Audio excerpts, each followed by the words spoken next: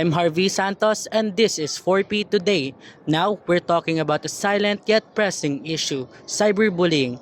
Cyberbullying happens when someone uses the internet to hurt, insult, or embarrass others. It can happen in comments, group chats, or stories. Some people think it's a joke, but in reality, it's painful, humiliating, and damaging. Now, we will interview someone who had experienced it firsthand. Miss, can you share your experience with us? Good morning, sir. This happened recently.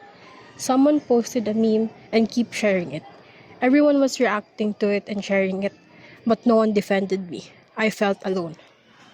Cyberbullying has real effects. According to different sources, cases are rising among students. Some stop attending school, lose confidence, while others suffer in silence. This is Harvey Santos, and this is 4P Today.